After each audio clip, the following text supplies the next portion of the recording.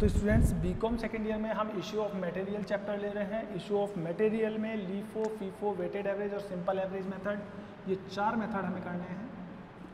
LIFO, second जो method हमें करना है वो है फीफो, थर्ड मेथड जो हम देखेंगे लीफो, फीफो, वेटेड।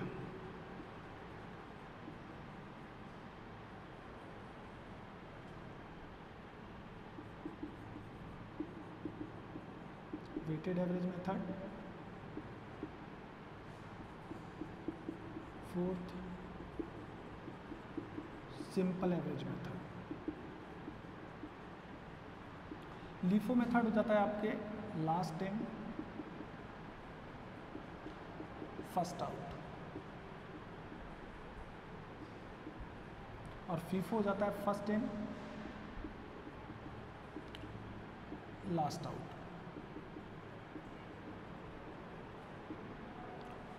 तो ये स्टॉक इशू करने के मेथड हैं। स्टॉक जो इशू होता है वो लीफो, फीफो, वेटेड और सिंपल एवरेज, इनमें से किसी भी मेथड के थ्रू हम इशू कर सकते हैं। तो इनका जो स्टॉक मेंटेन किया जाता है वो किस तरीके से मेंटेन किया जाता है लेज़र में, हम वो देखेंगे। क्वेश्चन की जो डिटेल्स हैं मैं आपके सामने रख देता हूँ। साथ ही ये जो स्टॉक है लीफो, फीफो, वेटेड एवरेज, ये तीनों मेथड आप फर्स्ट ईयर में पढ़ चुके हैं। जो इन्वेंट्री मैनेजमेंट नाम का चैप्टर था फर्स्ट ईयर में, उसमें आप अकाउंट्स की बुक में देख चुके हैं कि इनको किस तरीके से मेंटेन किया जाता है। फिर भी जानकारी के लिए इनके क्वेश्चन हम कर लेते हैं जिससे कि आप इनकी प्रैक्टिस कर सकें।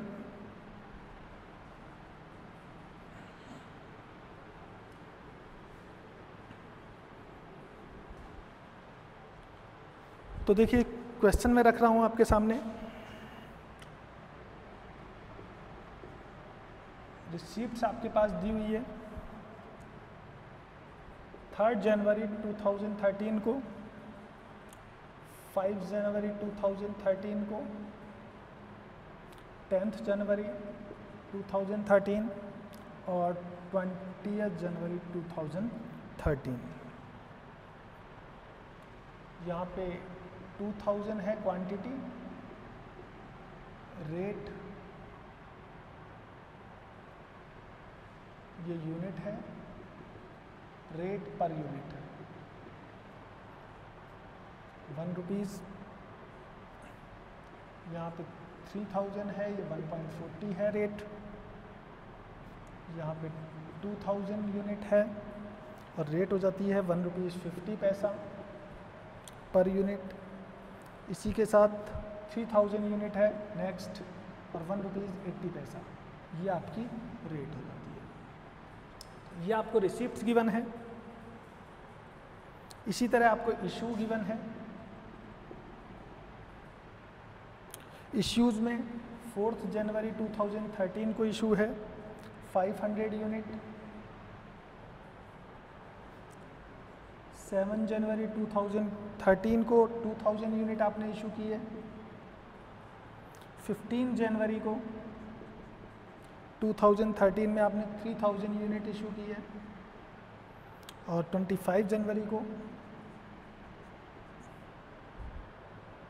13 में 2500 यूनिट आपने इशूड की है।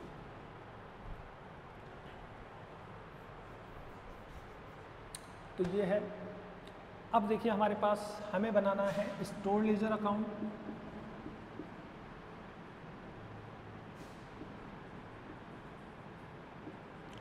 स्टोर लेजर अकाउंट हम किस तरीके से मेंटेन करते हैं।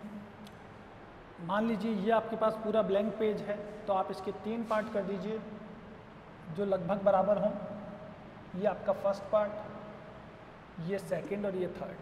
फर्स्ट पार्ट को आप नाम दे दीजिए रिसीप्ट। तो हमने 3 कॉलम बना लिए हैं। फर्स्ट पार्ट आपका रिसीप्ट हो गया है, सेकंड आपका इशू हो गया है, और थर्ड आपका हो जाता है बैलेंस। अब हर एक पार्ट में आप 3 कॉलम बना दीजिए। तो इस तरीके से आपने 3 कॉलम बना दीजिए, क्वांटिटी, रेट और अमाउंट। तो यहाँ पे देखिए इशू जो कॉलम था उसके मैंने 3 पार्ट बना दिए। इसी तरह रिसीप्ट के भी आप कॉलम बना दीजिए, लेकिन रिसीप्ट वाले कॉलम में आप 4 पार्ट बना दीजिएगा। एक डेट के लिए बना दीजिएगा एक्स्ट्रा, तो इसमें डेट लिख देंगे हम। यहाँ पे फिर से वही कॉलम आ जाते हैं, क्वांटिटी, रेट, और लास्ट कॉलम आपका हो जाता है अमाउंट। बैलेंस में भी आप यही 3 कॉलम बना दीजिए, क्वांटिटी, रेट, अमाउंट। तो ये आपका क्वांटिटी हो जाता है, ये रेट हो जाता है, और लास्ट कॉलम अमाउंट हो जाता है।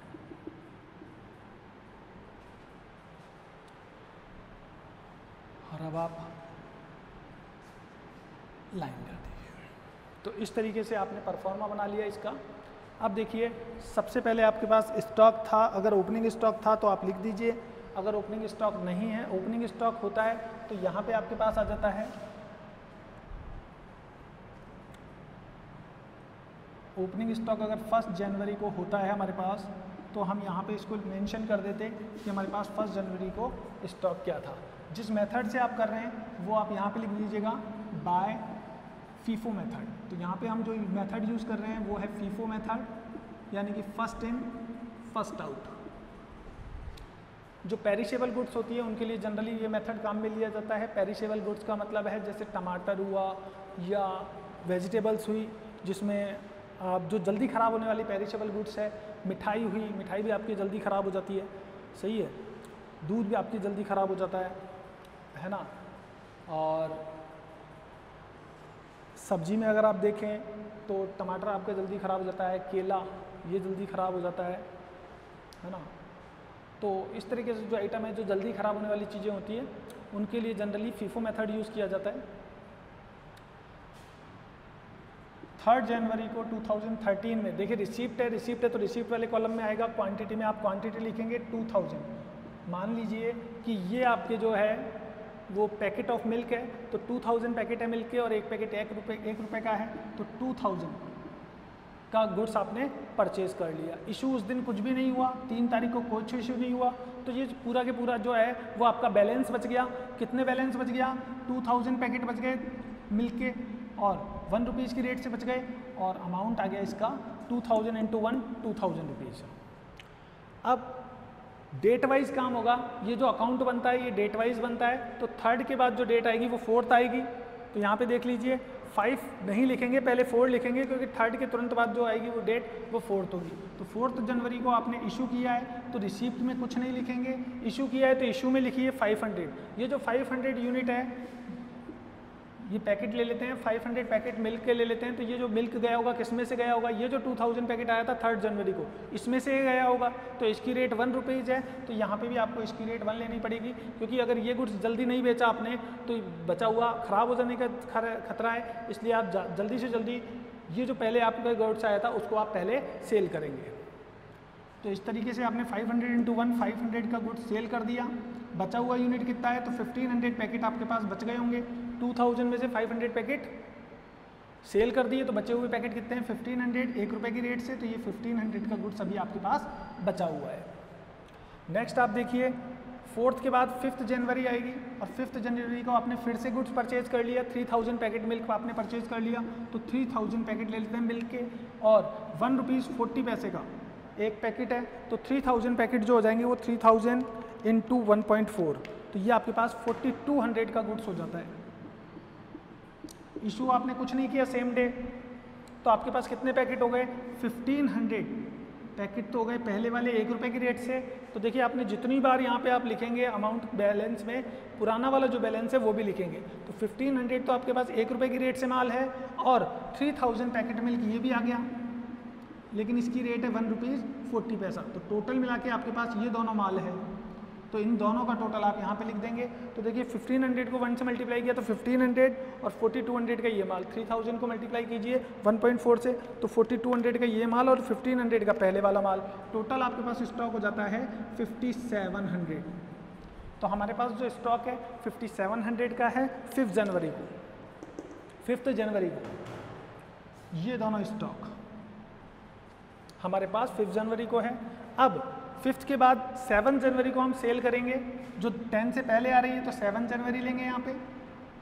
इशू किया है आपने तो इशू में लिखेंगे, और कितने पैकेट इशू किए हैं 2000। तो ये जो 2000 है क्या इसमें से देंगे? नहीं, इसमें से क्यों नहीं देंगे? क्योंकि अगर इसमें से दे देंगे तो ये जो 2000 का माल खरीदा था इसमें बचे हुए पैकेट वो तो ख़राब हो जाएंगे, ज़्यादा लंबे समय तक नहीं चलेंगे। इसलिए आप पहले फर्स्ट जो माल आया था आपके पास, आपने जो सबसे पहले रिसीव किया था उसमें से आप पहले सेल कीजिए। तो देखिए 2000 में से 500 अपन ने बेच दिया, ये जो बचा हुआ है ये 1500 हम पहले सेल करेंगे।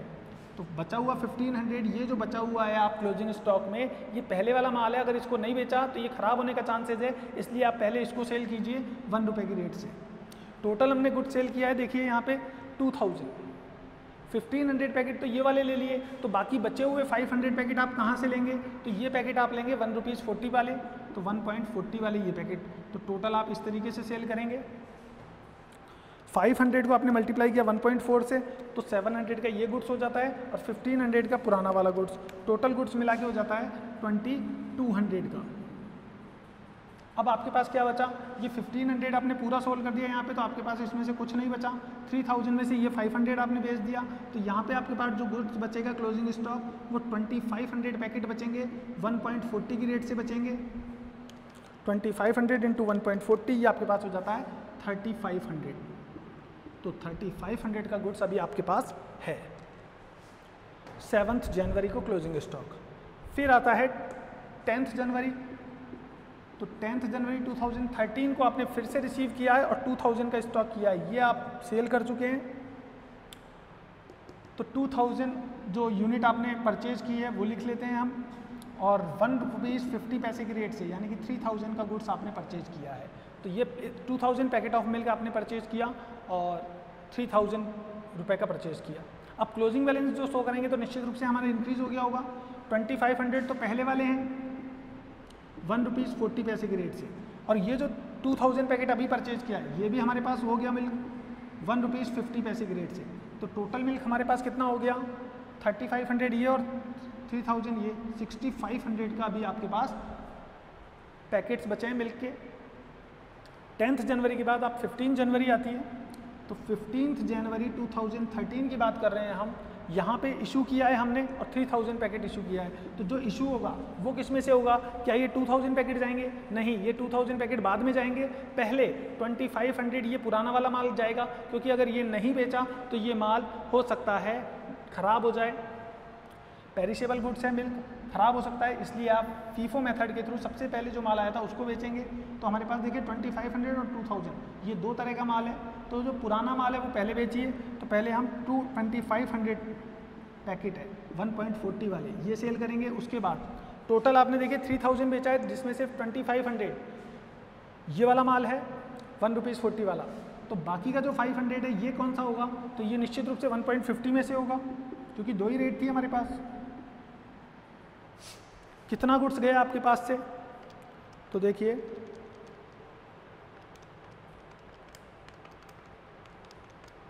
4250 इतना गुड्स आपने सेल कर दिया।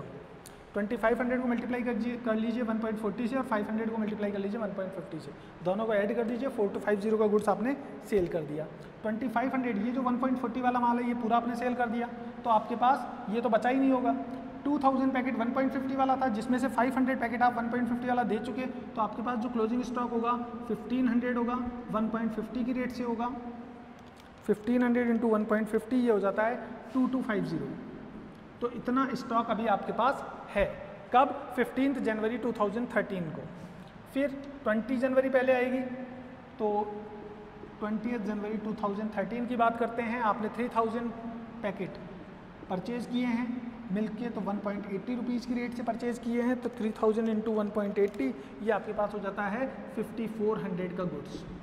इशू आपने कुछ नहीं किया इस दिन, तो आपके पास क्लोजिंग स्टॉक बचेगा पुराना वाला गुड्स 1500 1.50 की रेट से, और नया वाला गुड्स 3000 जो आपने अभी परचेज किया है वो 1.80 की रेट से। तो टोटल गुड्स आपके पास हो जाता है 2250 प्लस 5400, ये गुड्स हो जाता है 7650 का।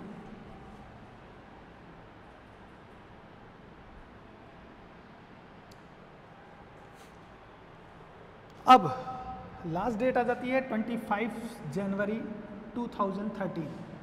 तो 25 जनवरी 2013 को आपने 2500 यूनिट सेल कर दी है। तो सेल करिए तो आप किस में लिखेंगे? इशूड में। पहले कौन सा इशू करेंगे? तो फीफो मेथड से काम कर रहे हैं, यानी कि अगर पुराना वाला माल नहीं बेचा तो ख़राब हो जाएगा।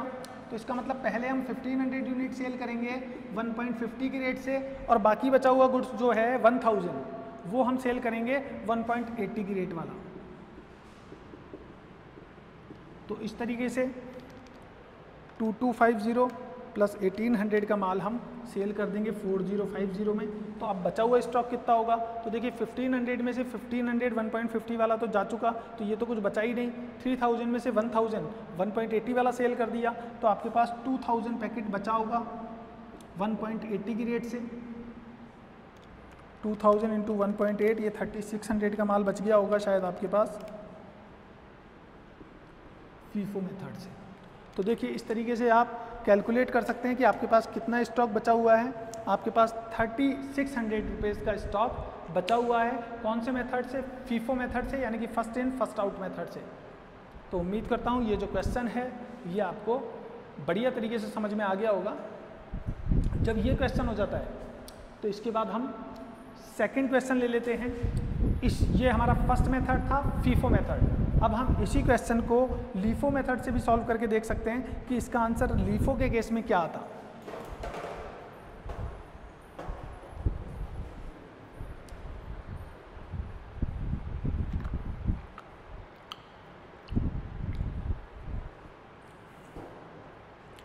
तो लीफो के केस में हम देख लेते हैं कि अगर इस क्वेश्चन को लीफो मेथड से सॉल्व किया जाता तो आपका आंसर क्या होता।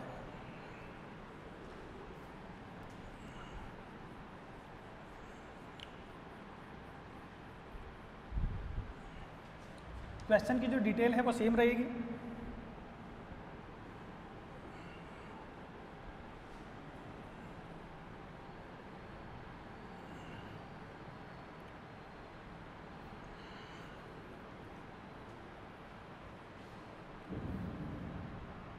फीफो मेथड की जगह यहाँ पे लीफो मेथड लिख देंगे हम कि क्वेश्चन जो सॉल्व किया जा रहा है किस मेथड से है?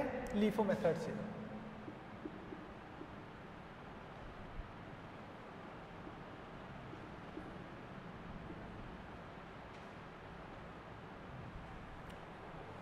जो स्पेस है आपके पास उस स्पेस के आप 3 कॉलम बना लेते हैं लगभग बराबर। क्वांटिटी, अमाउंट, रेट ये नाम हो जाते हैं कॉलम के। ये अमाउंट क्वांटिटी, रेट, अमाउंट, और ये वाला जो पार्ट है ये भी सेम बनेगा क्वांटिटी, रेट, अमाउंट, लेकिन एक कॉलम एक्स्ट्रा बनाएंगे। एक्स्ट्रा जो कॉलम बनाते हैं वो डेट के लिए बनाते हैं जिससे कि आप उसमें डेट लिख सकें।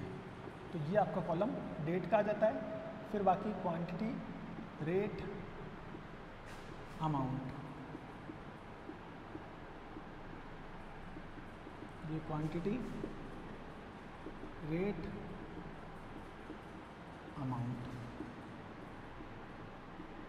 क्वांटिटी, रेट और अमाउंट, ये आपके कॉलम हो जाते हैं।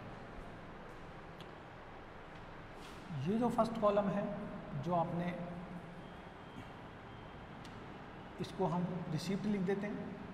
सबसे पहला कॉलम, यानी कि जो भी माल आप खरीदेंगे वो आप इसमें लिखेंगे। इशू, इशू का मतलब अगर आप बेचेंगे या माल ख़राब हो जाएगा, यानी कि बिजनेस में से कम हो गया माल, तो माल जब भी कम होगा तो आप इसमें लिखेंगे इशू या सोल्ड कह देते हैं आप इसको। और बचा हुआ बैलेंस जो है, जितना माल बच गया वो आप बैलेंस वाले कॉलम में लिखेंगे। यहाँ पे इसे आपने अलग कर दिया जिससे कि आप इनको दूर से पता कर सकें। तो देखिए परफॉर्मा हमने तैयार कर लिया है। लेजर का नाम आप डाल देंगे स्टोर लेजर अकाउंट, और जिस मेथड से आप तैयार कर रहे हैं अकाउंट वो मेथड लिख देंगे लीफो मेथड।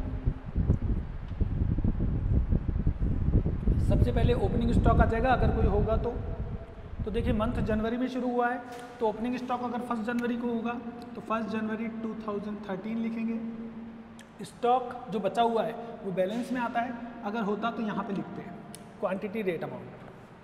है नहीं है तो कोई बात नहीं, डैश लगा दिए जिससे कि आपको अगर कभी हो तो लिखने में परेशानी नहीं हो। फिर 3 जनवरी को जो आपने माल परचेज किया है उसके लिए आप लिखेंगे 2000 यूनिट। अब इसको आप पीपे ले सकते हैं। जो घी है, घी लंबे समय तक खराब नहीं होता और देखिए भारी भी होता है, तो हम ये ले लेते हैं कि घी के पीपे हैं, हमने गोडाउन में रखे। अब घी के पीपे हम किस तरीके से जमाते हैं, तो घी के पीपे आपने देखे होंगे, अगर पूरा गोडाउन खाली है तो हम उसको बिल्कुल लास्ट में लेके जाएंगे और फिर नीचे रख देंगे। अब मान लीजिए 1000 पीपे आए तो हम कैसे रखेंगे, पहले 1000 पीपे को रखने के लिए सबसे पहले जो सबसे पहला पीपा हम उतारेंगे वो सबसे नीचे दब गया होगा, क्योंकि उसको रखेंगे, फिर उसके ऊपर दूसरा पीपा, फिर तीसरा पीपा, जब पूरी लाइन बन जाएगी तो उससे आगे रखे जाएंगे। इस तरीके से 1000 पीपे रखे, फिर 2000 पीपे और आ गए तो 2000 पीपे रखे, फिर 3000 पीपे और आ गए तो और 3000 पीपे रखे। तो इस तरीके से करके पूरे पीपे रख दिए तो आप देखेंगे गोडाउन पूरा भर जाता है।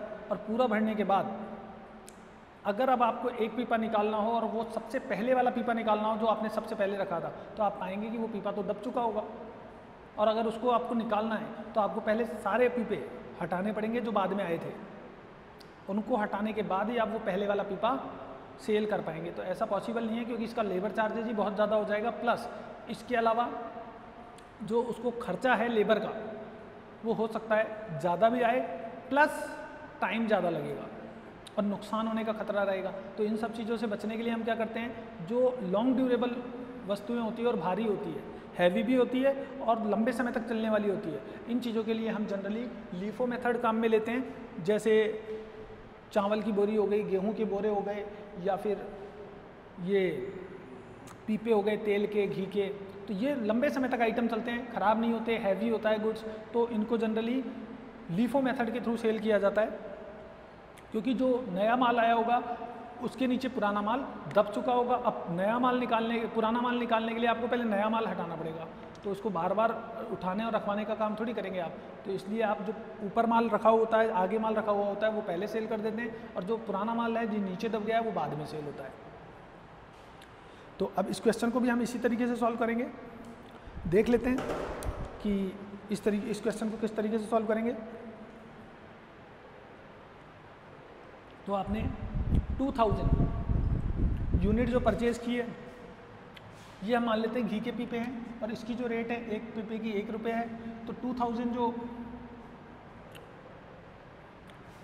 ये घी के पैकेट है इसकी रेट हो जाती है 2000। इशू आपने सेम डे कुछ नहीं किया तो डैश आ जाएगा। क्लोजिंग बैलेंस जो बचा 2000 पैकेट बच गए, एक पीपा ये 1 रुपये की रेट से बच गए और अमाउंट हो गया 2000। जब 4 जनवरी को आपने सेल किया है तो 500 जो पैकेट है घी के वो आपने सेल कर दिए। तो सेल किया है तो ये आपके कब आएगा, इशू वाले कॉलम में आएगा। 500 पैकेट सेल किए तो आपके पास अभी तो 1 ही रुपये का माल है, तो 1 रुपये की रेट से सेल किया। 500 बचा हुआ कितने का हुआ, 1500 पैकेट बच गए 1 रुपये की रेट से 1500 रुपये के।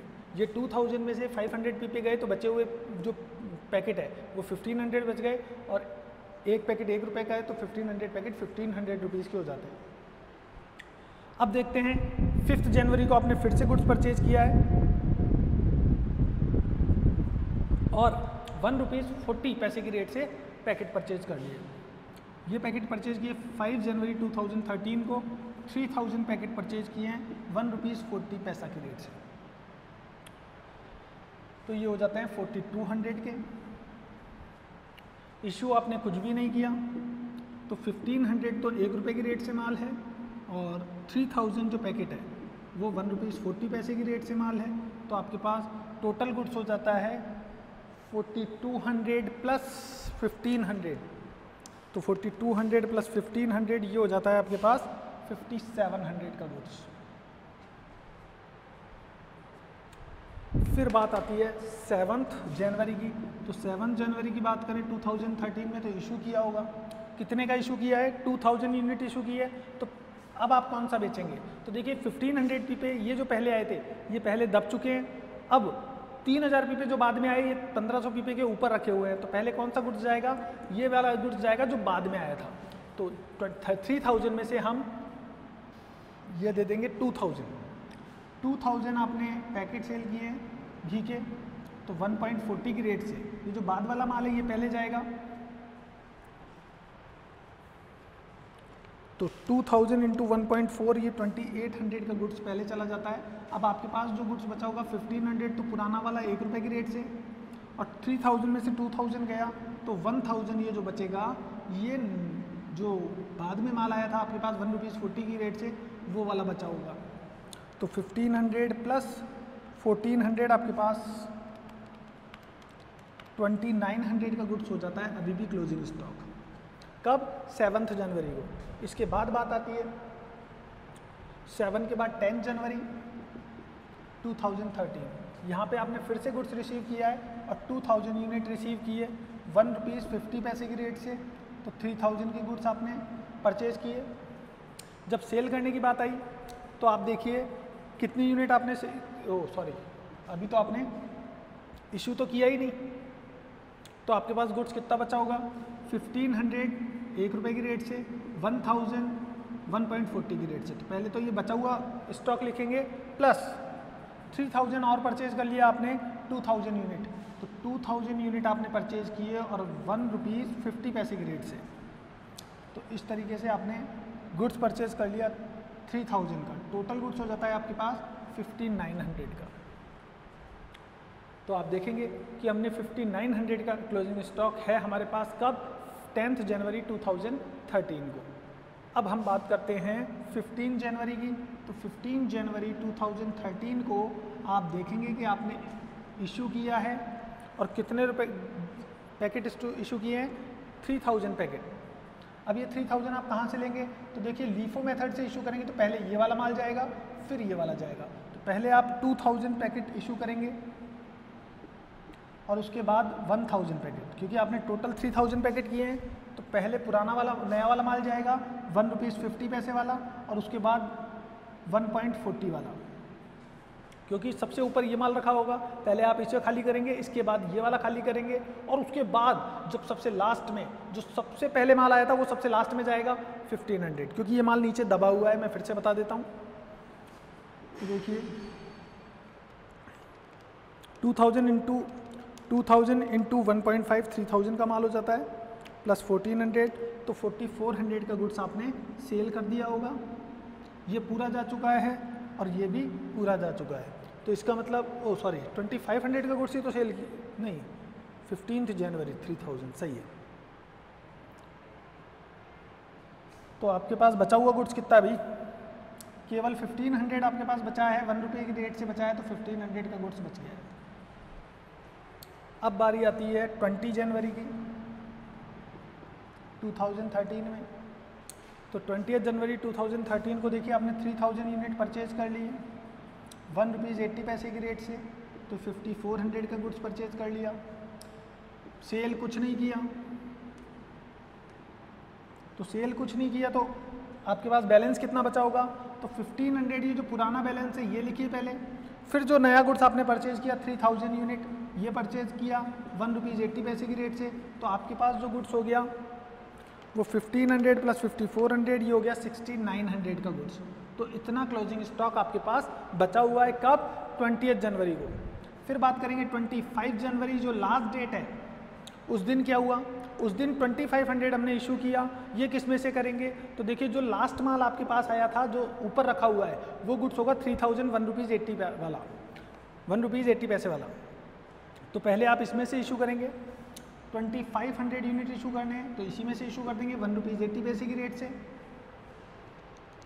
2500 इंटू 1.80 ये आपके पास हो जाता है 4500। तो 4500 का गुड्स आपने सेल कर दिया, तो बचा हुआ कितना होगा? तो 1500 जो बचा होगा वो तो 1 रुपये की रेट से बचा होगा। 3000 में से 2500 गुड्स सेल हो गया, तो 500 बचा होगा 1.80 रुपीज़ की रेट से। तो 1500 इंटू 1 1500 का हो जाता है, और 500 इंटू 1.80 ये हो जाता है 900 का। टोटल गुड्स हो जाता है आपके पास 2400 का। तो क्लोजिंग स्टॉक जो बचा होगा वो 2400 बचा होगा आपके पास। किस मेथड से? लीफो मेथड से। तो देख लेते हैं एक बार, आपको दिख रहा है या नहीं दिख रहा है? सारी अमाउंट आपको अच्छे से दिख रही है, कहीं कोई दिक्कत नहीं है।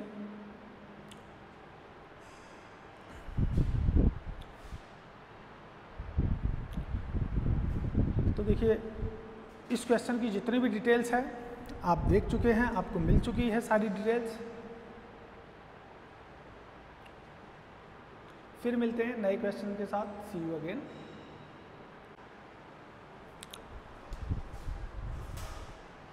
हाँ, तो सेकंड क्वेश्चन की हम डिटेल आपके सामने रख देते हैं।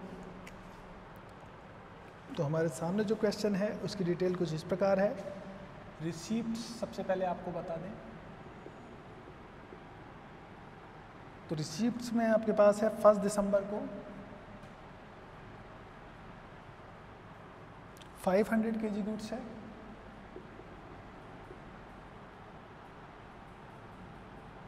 रेट है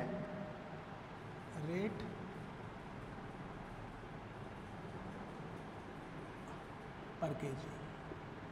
तो रेट पर केजी आपकी हो जाती है 20 रुपीज़। ये आपका ओपनिंग स्टॉक है।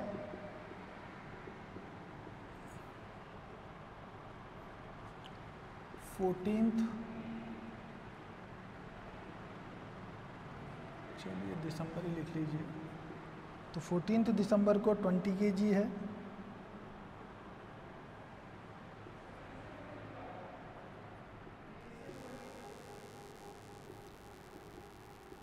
रिटर्न फ्रॉम जॉब,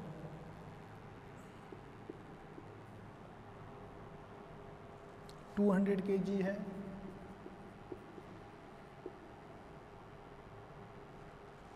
₹22 की रेट से 20 दिसंबर को।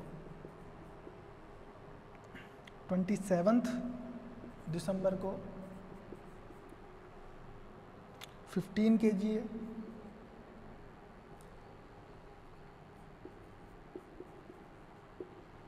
रिटर्न फ्रॉम जॉब,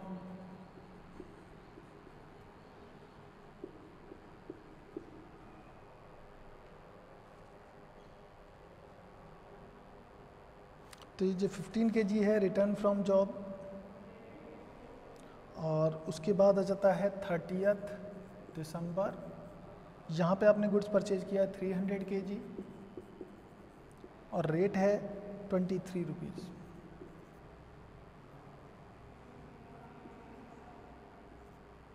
23 रुपीज़ की रेट से आपने गुड्स परचेज किया है। इश्यूज़ की बात करें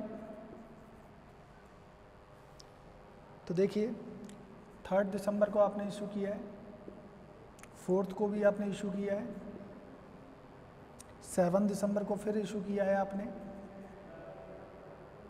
16 दिसंबर और 25 दिसंबर।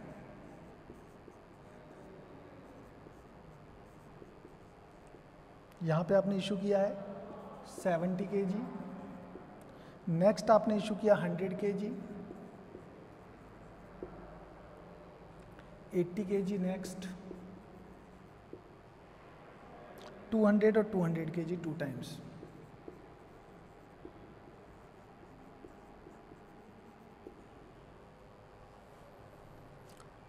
मेथड आपको यूज़ करना है, मेथड आपको फॉलो करना है फीफो मेथड के थ्रू आपको ये क्वेश्चन करना है।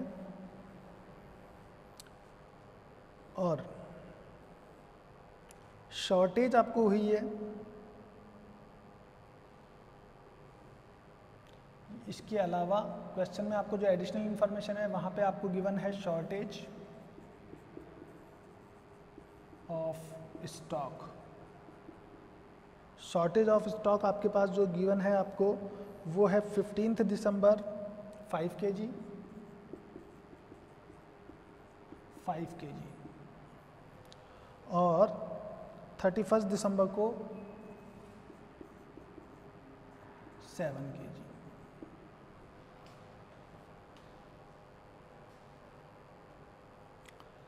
ये जो क्वेश्चन है बीकॉम में 2000 ईयर 2000 में पूछा गया है। बीकॉम में ईयर 2000 में ये क्वेश्चन एग्ज़ाम में आ चुका है और आपको फीफो मेथड से ये क्वेश्चन तैयार करना है। तो देखिए किस तरीके से क्वेश्चन तैयार करेंगे। आपके पास जितना भी स्पेस है उस स्पेस में आप 3 बराबर के कॉलम बना लीजिए लगभग, जैसा कि हमने इससे पहले वाले क्वेश्चन में किए थे। और हेडिंग दे दीजिए आप store ledger account, store ledger account by FIFO method.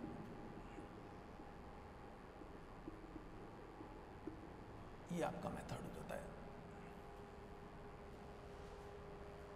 तो जितना भी स्पेस है उसके आपने 3 कॉलम किए और हर एक कॉलम के आपने 3 बराबर के कॉलम और बना दिए। तो क्वांटिटी, रेट और अमाउंट, ये 3 चीज़ें आपने मेंशन कर दी। इसी तरह यहाँ पे भी आपने क्वांटिटी, रेट और अमाउंट,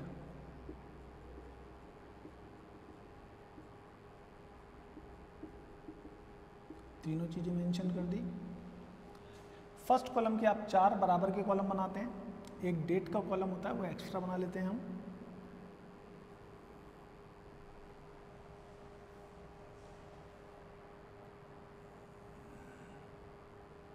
यहाँ पे हम डेट मेंशन कर लेंगे। ये क्वांटिटी हो जाती है आपके पास,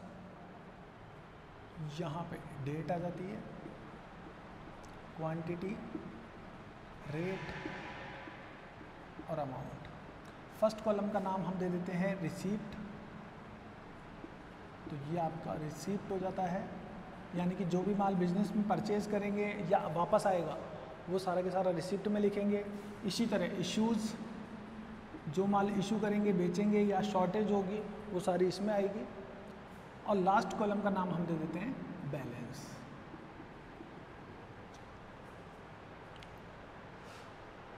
मैं आपको याद दिला दूं, बीकॉम सेकंड ईयर के लिए आप पढ़ रहे हैं, एबीएसटी का सेकंड पेपर पढ़ रहे हैं, कॉस्ट अकाउंटिंग हमारे पेपर का नाम है और जो टॉपिक हम ले रहे हैं वो है इशू ऑफ मटेरियल।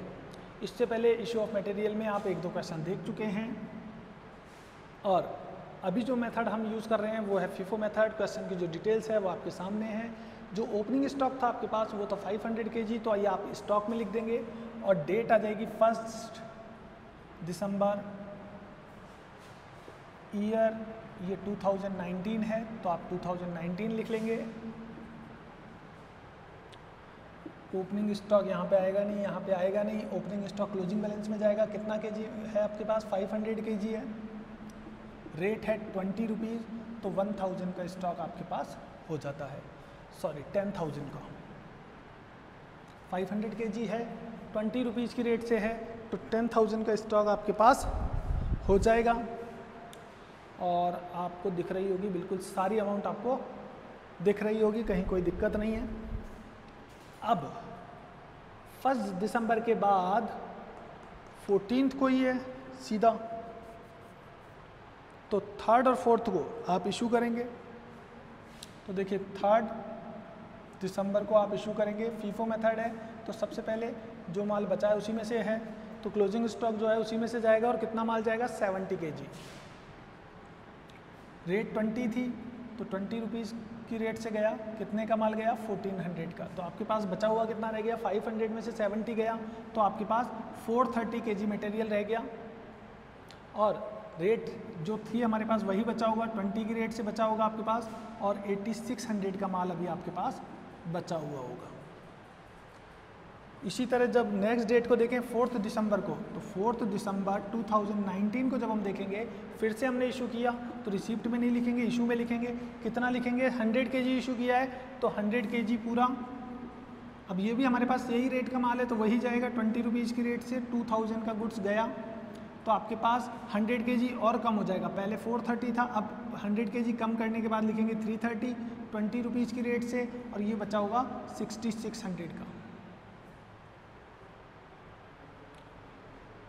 तो आपने 3 दिसंबर लिख दिया, 4 दिसंबर लिख लिया। अब आता है 7 दिसंबर, और यहाँ पे तो 14 दिसंबर है तो पहले 7 दिसंबर आएगा 2019। रिसिप्ट में नहीं है, इशू किया है तो इशू में लिखेंगे। और 80 kg आपने गुड्स इशू किया तो 80 kg इशू कर दिया, 20 रुपीज़ की रेट से इशू कर दिया, 1600 का इशू कर दिया। तो आपके पास 330 में से 80 कम हो जाता है, 250 kg स्टॉक बचेगा, 20 रुपीज़ की रेट से बचेगा और 5000 का बच जाएगा। तो आपने अमाउंट भी लिख दी। अब आप देखेंगे 7th का हो गया, फिर बात आती है 16 दिसंबर की। 16 से पहले आ जाएगा 15 दिसंबर और 15 से पहले आ जाएगा 4 दिसंबर। तो 14 दिसंबर, तो 14 दिसंबर को आप देखेंगे कि आपने गुड्स परचेज किया है और कितने रुपए का परचेज किया है, 20 kg आपको रिटर्न हुआ है जॉब से, तो 20 kg वापस आ जाएगा। वापस आया माल तो रिसिप्ट में आएगा और रेट हमने कितने रुपए का दिया था, तो 20 kg और रेट भी इसकी 20 है, तो इसका मतलब 400 का गुड्स रिटर्न हुआ है। अब कितना हो जाएगा, तो 250 का ये है और 20 ये हो जाता है, तो टोटल 270 आपके पास हो जाता है, 20 रुपीज़ की रेट से हो जाता है। और कितने रुपए का गुड्स हो जाता है, 5400 का।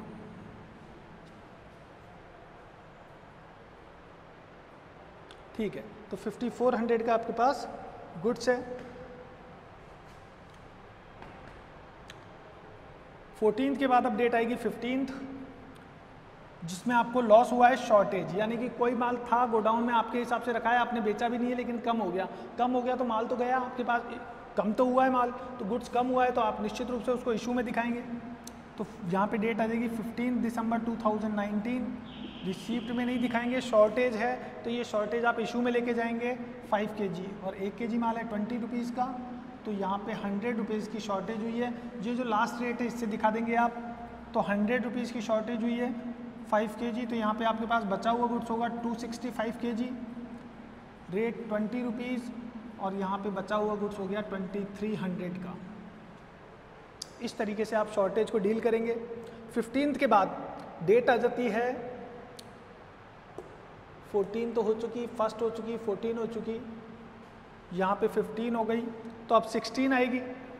तो 16 दिसंबर को आप देखिए आपने गुड्स इशू किया है, डेट आप लिख देते हैं 16 दिसंबर 2019।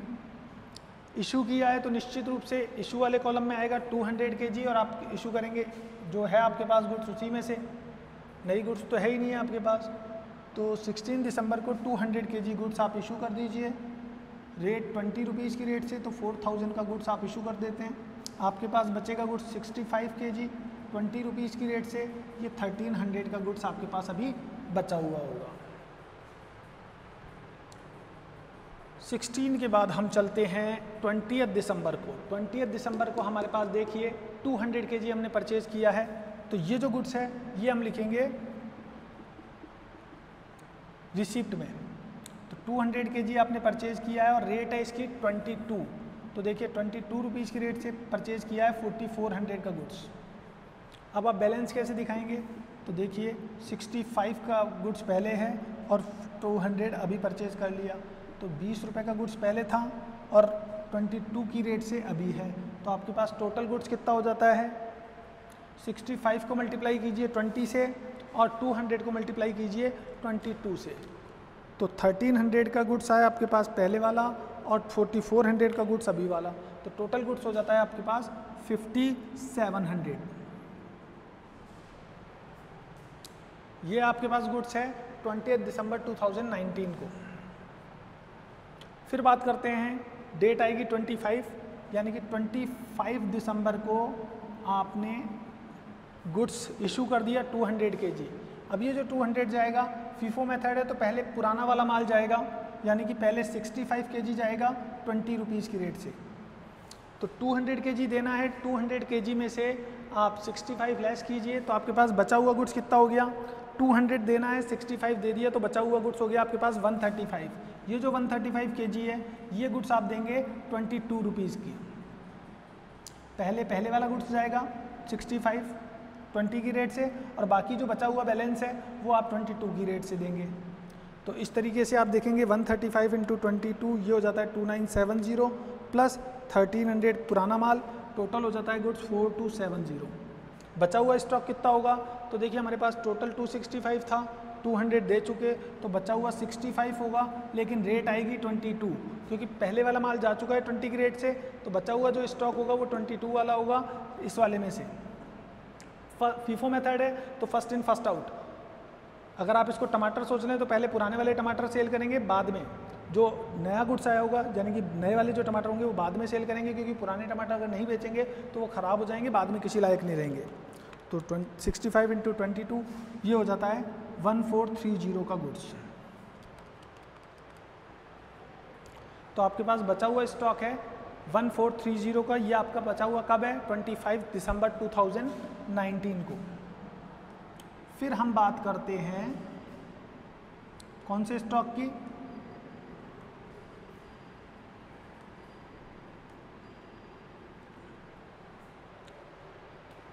ये सब हो गया।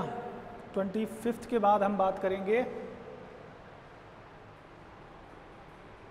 27 की। 27 को देखो 15 kg आया है 27 दिसंबर 19 को। कितना kg गुड्स आया है? 15 kg रिटर्न हुआ है। अब किस रेट से हुआ होगा? तो जो रेट आपने लास्ट में दिए उससे लास्ट में जो रेट गई है वो देखिए 22 है, तो 22 की रेट से आया होगा। तो 15 kg 22 की रेट से आया होगा 330 का। तो हमारे पास जो गुड्स हो गया वो कितना हो गया? 65 22 की रेट से है ही, 15 kg और आ गया, रेट सेम है तो दोनों को ऐड करके आप दिखा सकते हैं। 80 kg हो गया 22 का, तो 80 × 22 ये आपके पास 1760 रुपये का माल हो जाता है।